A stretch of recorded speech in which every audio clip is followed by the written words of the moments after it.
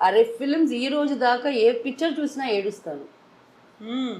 థియేటర్కి నేను తీసుకెళ్ళేది బయట తెలియకూడదు కదా. ఏ ఫిల్మ్ చూసినా నాకు ఏడుపు వచ్చేస్తుంది. అది యాక్టింగ్ అని తెలుసు, but I don't know. So చాలా ఇమోషనల్ పర్సన్. సో రియల్ లైఫ్లో కూడా అలాగే ఏ ఇష్యూ అయినా సినిమా అని తెలుసు, రియల్ లైఫ్ అది సినిమా అని దానికి ఏడుస్తున్నానంటే నిజం అంతే. బట్ ఇప్పుడు కొంచెం స్ట్రాంగ్ అయ్యాను. లైక్ బేబీ నా కళ్ళ నీళ్ళు ఆరిపోయాయి. No more tears for film అంటే ఫేక్, ఓకే. బట్ నా లైఫ్లో చాలా ఫేక్ పీపులే ఉన్నారు. వాళ్ళ కోసం ఏడిసి ఏడిసి లేకపోతే ఇంకా ఏడవకూడదు అని నా టియర్స్ గ్లాండ్ ఉంది కదా, ఆ గ్లాండ్ కట్ అయిపోయింది అనుకుంటున్నా. So I don't know more cry for real life fake people. So లైఫ్లో ఫేక్ పీపుల్ అంటే ఫ్యామిలీ మెంబర్స్ ఉన్నారా లేకుంటే బయటి వాళ్ళు ఉన్నారా? ఫ్యామిలీ మెంబర్సే. బయట వాళ్ళ గురించి వాళ్ళు బయట వాళ్ళండి. వాళ్ళు ఫేక్గా ఉంటే ఏంటి, రియల్గా ఉంటే ఏంటి. I'm talking about my family members. Each and every single family member in my fucking bloody life is fake. ఎందుకు, ఏం చేశారు? అన్నీ వాళ్ళే చేశారు. అవి నా డబ్బులు తీసేశారు. నాకు ఒక ఫంక్షన్ అంటే నన్ను రమ్మంటారు, బట్ అక్కడ ఇంకొక స్టార్ వస్తే ఎలాగో అంతే, వాళ్ళకి ఒక యాక్ట్రెస్ వచ్చినాను అంతే. బట్ యాక్చువల్లీ నేను మీకు దగ్గర సొంతం. మీరు నన్ను మీతో కూర్చోబెట్టాలా, మీకు ఏదేదో మాట్లాడుకుంటారు, ఏమీ లేదు. ఆర్టిస్ట్ లాగా నేను వస్తాను, నేను ఒక బొకే ఇస్తాను, వెళ్ళిపోతాను. అంత ఆర్టిఫిషియల్గా ఉంటుంది, వెరీ ఆర్టిఫిషియల్. So fed up with all that. ఇప్పుడు నాకు సొంతం అని I don't talk. I have no సొంతం now, no relatives in my life. And నేను ఎవరితో ఉండే 4-5 ఉన్నారు, వాళ్ళతో కూడా నేను మాట్లాడను. Like when they call I say hi, బాగున్నారా, ఏంటి, ఏదైనా అవసరం ఉందా, అప్పుడు చెప్తారు ఒక బైక్ కొనాలా, 10,000 రూపాయలు, ఫైన్. నాకు అది లేదు, నేను ఇట్లా ఇప్పుడు చెప్పడం అలవాటు చేసుకున్నారా? సొంత వాళ్ళకి అలవాటు చేసుకున్నా. బయట వాళ్ళు వచ్చి అడిగితే చేస్తాను, సొంత వాళ్ళకి మాత్రం నేను పెట్టాను. వాళ్ళకు తెలుసు కదా మీరే ఫ్యామిలీ కోసం కష్టపడ్డారు, మీ దగ్గర ఏ డబ్బు ఉంచుకోకుండా మొత్తం వాళ్ళకే ఇచ్చారు, అదన్నీ తెలుసు. మర్చిపోయారా వాళ్ళు? అది వాళ్ళని అడగాల.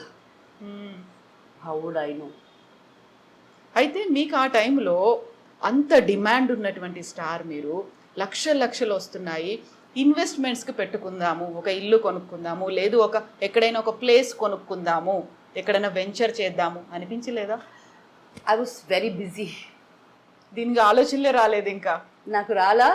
అండ్ ఐ థాట్ నా తమ్ముడు ఉన్నాడు, మా అక్క, whom I trusted the most in my life, తను ఏదన్నా చేస్తుంది.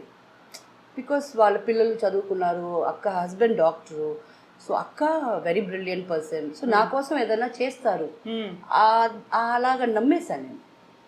బట్ దెన్ ఆఖరికి ఏది చేయాల. అది కూడా రాసుంది.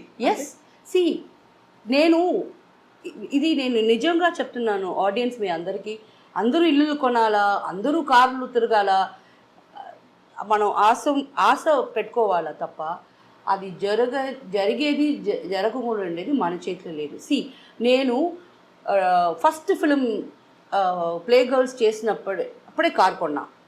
ఇప్పటిదాకా నేను ఒక 20 కార్లు కొని ఉంటా. ఇప్పుడు ఒక ఇల్లు, ఒక్క 650 స్క్వేర్ ఫీట్లో ఇల్లు కొనలే.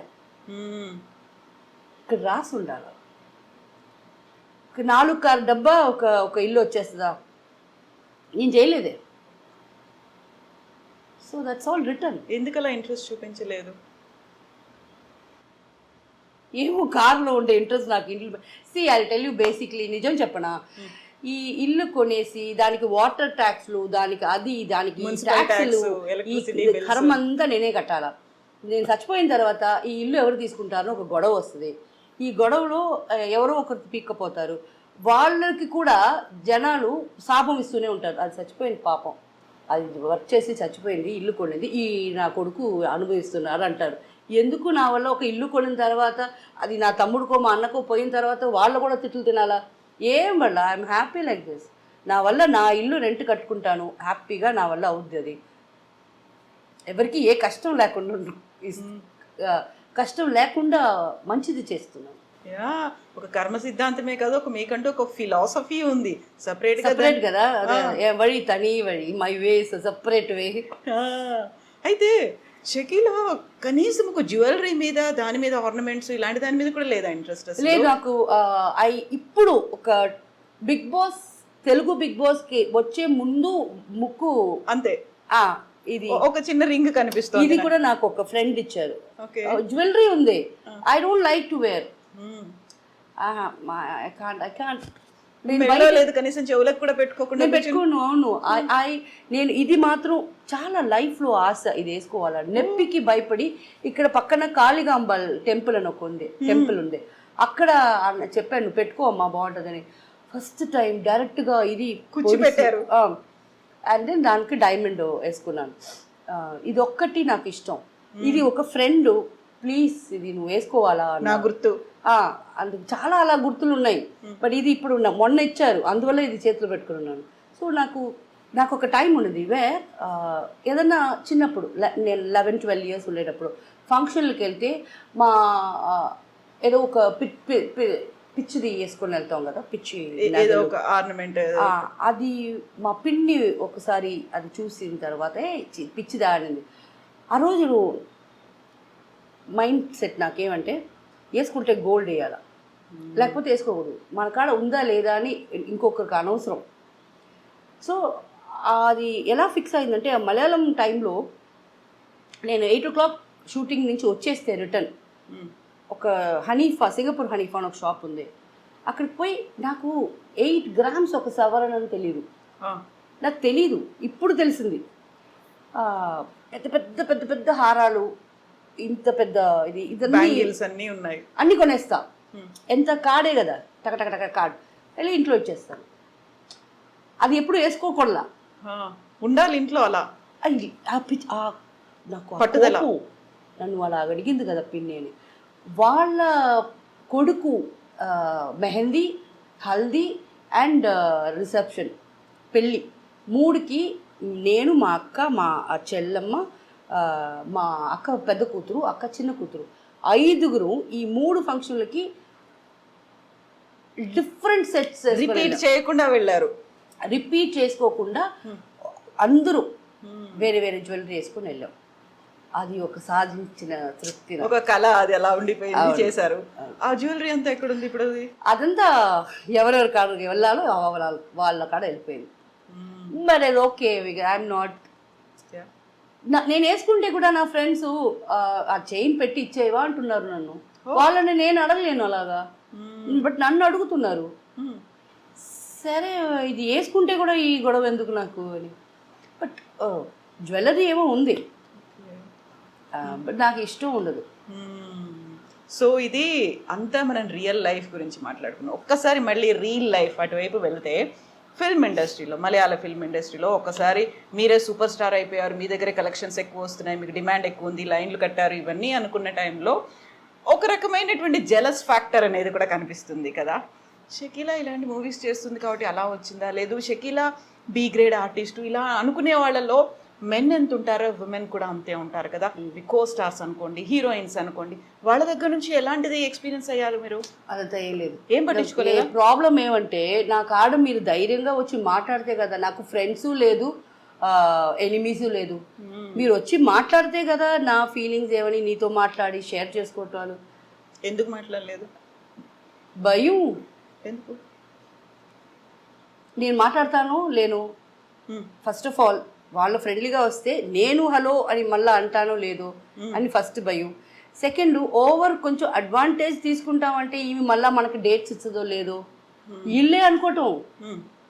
I need friends, I'm just a human being like you. నేను కూడా మీతో కూర్చొని నాకు ఆశగా ఉంటుంది. నాకు ఒక రూము, నాకు ఒక క్యారవెన్, నా సొంత క్యారవెన్ ఉండేది. షూటింగ్ మధ్యాహ్నం లంచ్కి నేను, నా మేకప్ మ్యాన్, నా హెయిర్ డ్రెస్సర్, నా అసిస్టెంట్స్, నా కాస్ట్యూమ్ డిపార్ట్మెంటు, ఇదే లైఫా? మీరందరూ మాత్రం అక్కడగా కూర్చొని నవ్వుతూ జాలీలు చేసుకుంటూ తింటున్నారు. అంటే మేబీ మీకు ఒక స్టార్డమ్ అనేది వచ్చింది కాబట్టి మిమ్మల్ని ఆ స్థాయిలో ఊహించుకున్నారు కాబట్టి సెపరేట్ ట్రీట్మెంట్ ఏమో. బట్ నాకు అది వద్దు, నాకు అది నేను ఎప్పుడు ఆశపడలా. నేను మీతో ఉండాలా అంటే మీరే సో నన్ను దూరం అప్పుడే ఏదైనా రూమ్ నాకు సపరేట్గా పెట్టేసేవాళ్ళు. నాకు నా ఎయిర్ కూలర్స్ ఉంటాయి, అవన్నీ ఆల్రెడీ జిల్లని చేసి పెడతారు. ఇవన్నీ చూసి నాకు కుదరని நம்ம క్యారవన్ కొనుక్కుంటాం. అదే చెప్పాను కదా 20 గాడీల దాకా కొన్నానని. క్యారవన్ సొంతంగా కొనుక్కొని ఆ క్యారవన్లోనే ఉండటం, దాంట్లోనే ట్రావెల్ చేయటం, అలాగంతా నేను సపరేట్గా నన్ను పెట్టేశారు. I feel really bad. ఇప్పుడుందా క్యారవన్ అది? లేదు, ఇప్పుడు నాకు వర్కే లేదే. ఇప్పుడు ఒక రెంట్కి ఇచ్చున్నాను, బట్ అది ఆల్రెడీ చాలా పాతది అయిపోయింది. అనుకోని sell it of. Real life గురించి మాట్లాడుకున్న తర్వాత రియల్ లైఫ్లో హీరోయిన్లు కావచ్చు, కో స్టార్స్ కావచ్చు, వీళ్ళందరూ చూసిన తర్వాత ఒక జెలస్ ఫ్యాక్టర్ అనేది కూడా మనం మాట్లాడుకున్న తర్వాత హీరోయిన్స్తో ఎలా ఉండేది మీకు? బయటకు వెళ్ళినప్పుడు, ఏదైనా ఫంక్షన్స్కి వెళ్ళినప్పుడు, లేకుంటే ఫ్యామిలీ ఫంక్షన్స్ కాదు ఫిల్మ్ ఫంక్షన్స్కి వెళ్ళినప్పుడు అవార్డ్స్ సెరమనీస్ అనేవి ఉంటాయి. No, never. నన్ను ఇదివరకు ఒక్క అవార్డ్ ఫంక్షన్లో కూడా పిలవలేదు ఎవరు. ఎందుకని? అది రీజన్ తెలియదు, ఏం చెప్పలేదు, మీరు అడగలేదు, ఎక్స్పెక్ట్ ఎవరిని అడగాలని తెలియదు కదా. వై ఎప్పుడు కాదు 25 yearsగా ఒక్క అవార్డ్ ఫంక్షన్కి నన్ను పిలవాల. అటు ప్రొడ్యూసర్స్ సైడ్ నుంచి ఎవరు పిలవాల, ఎవరి దగ్గర నుంచి రాలేదు. సో అప్పుడే కదా మిగతా హీరోయిన్స్ చూసినప్పుడు మనకి ఎలా ఫీల్ అవుద్దని అట్లీస్ట్ అనుకొని చూడాలంటే కూడా ఎక్కడైనా ఎల్లుంటే కదా, మనం ఎక్కడ వెళ్ళలేదు కదా.